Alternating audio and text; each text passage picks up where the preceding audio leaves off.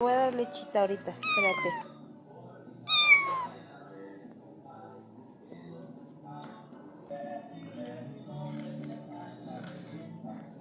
¿Quién nos abandonó, papito?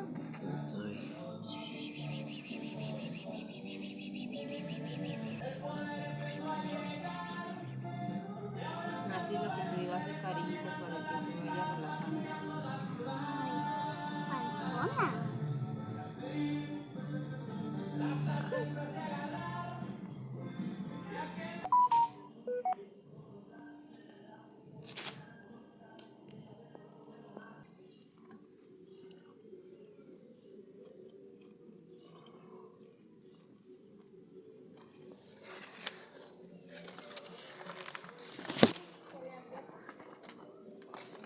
Tus ojos.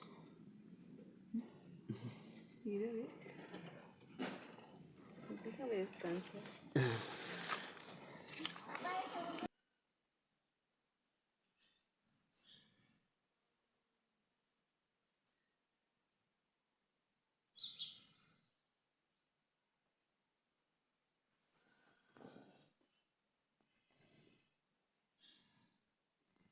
Pasaporte. Moriré por ti. Mi mamá siempre gastando luz y soy yo la que paga los recibos, ¿Para qué tú me pagas la televisión, muchacho?